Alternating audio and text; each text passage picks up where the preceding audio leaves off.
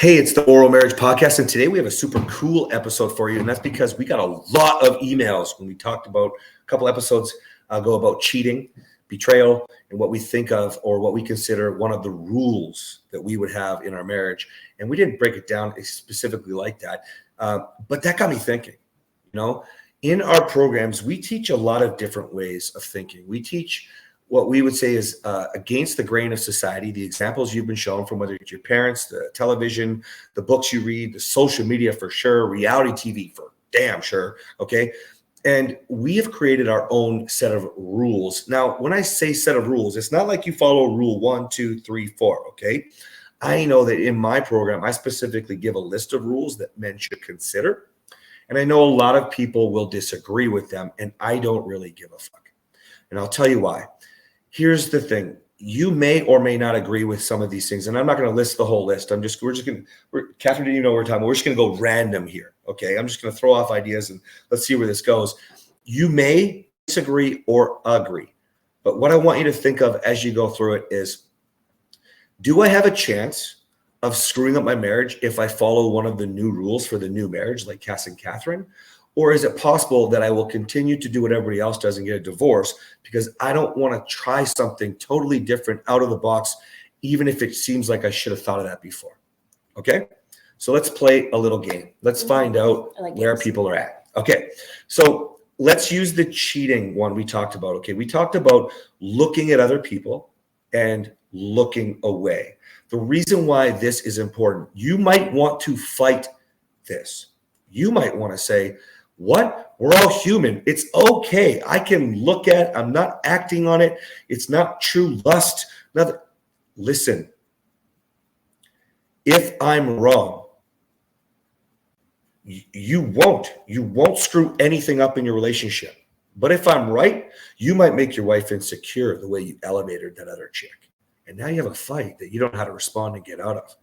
Now you have triggers and trauma from all your bullshit in your own relationship, plus each of your past relationships. But if I'm right, none of that would have actually fucking happened. If you just take your eyes, look to your wife, and go, fuck, you're hot. It's a rule. Look away from somebody you find attractive. Just do it. Just do it. Mm-hmm. Okay. I like that, because if we're wrong, there's no harm in looking away. But if we're right and there is harm in looking, then what do you have to lose? Like, the only thing that can happen for sure is that you will not create, well, you have the best chance of not creating insecurity or a fight or a battle or something that you don't need to get over. Or going down the road to actual betrayal. You can't walk through a door that's closed. That's what a great way to put it, baby. Fuck, you're smart. All right. So let's look at another one. This one gets under people's skin like a mother. Okay. We believe, I say this, do not use wit as a weapon. Do not.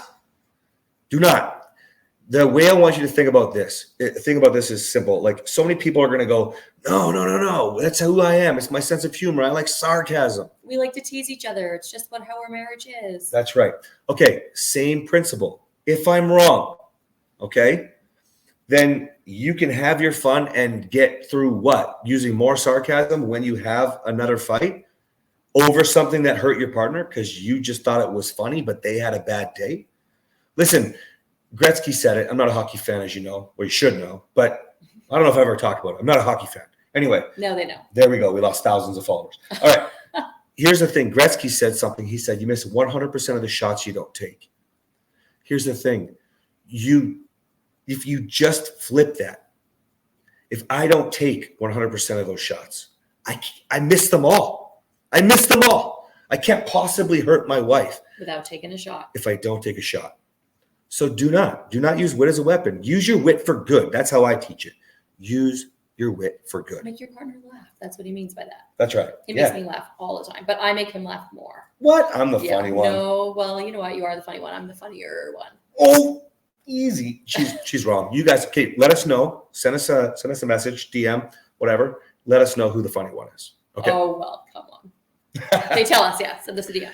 Okay. Have you got one you want to go for? Rules? No, I don't. She's on the spot for her.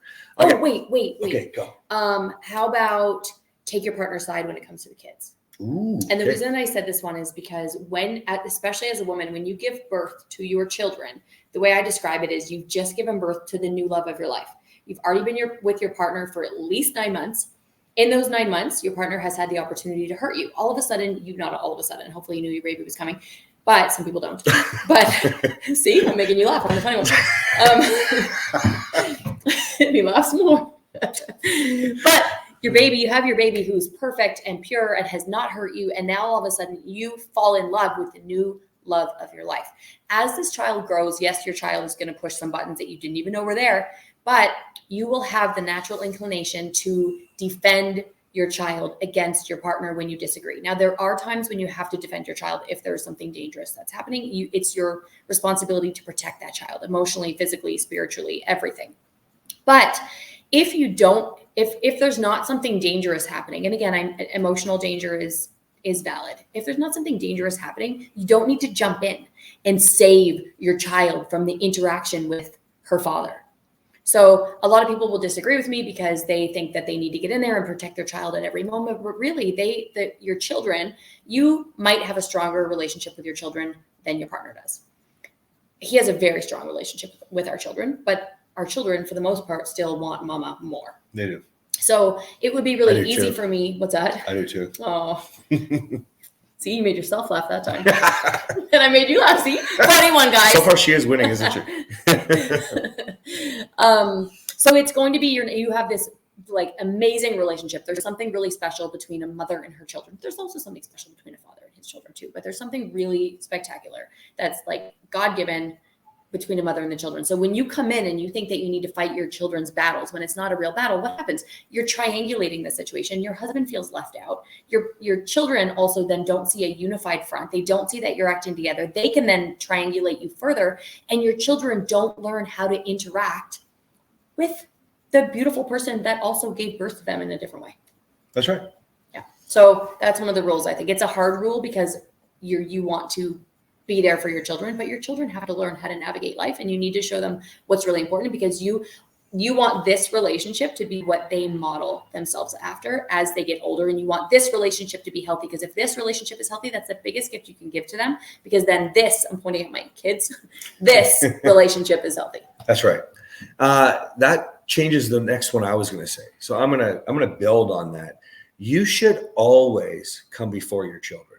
And by that, I mean you together. Okay, we. So God first, then us, then the little. I even say, God, then yourself, then your like self-care, things like that. Okay. Right. Then, but there's a real fine line between the self and us. And them. Right. You are killing the laughing today. All right. And so the reason this is important is it's massive. You're keeping up with the Joneses more than likely, and your kids are in as many activities as possible, from cheer to dance to ice, figure skating, hockey, whatever, football, soccer. Now they're doing drama. Now we got to whatever, all the activities. Whatever. You just need to stop. Your kids should be in swimming. Let's be realistic. They could die. Yeah, let your children do activities, but don't do it as a priority to overrule the date nights, for example. If you're taking your kids 5 days a week to activities and you say you don't have time for a date night, there's a problem there. 100%.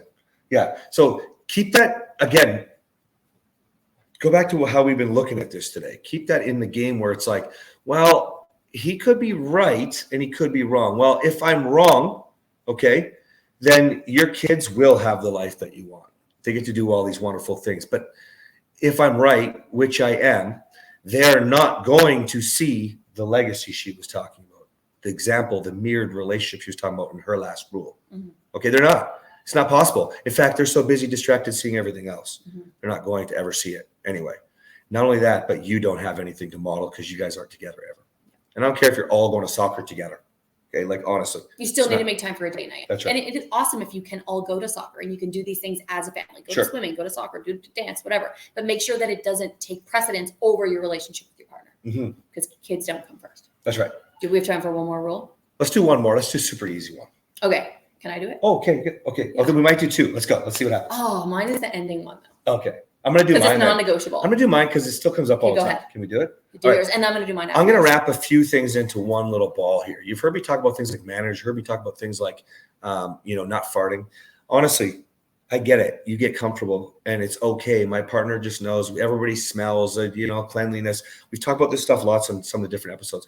I just want to wrap this into, don't be fucking gross. Like, honestly, if you're one of these people, most people like a scent, a certain scent, perfume, lotion, candles, essential oils, whatever. I don't care, girl, boy, I don't care. I'm just looking at it simply like it's a pleasant aroma.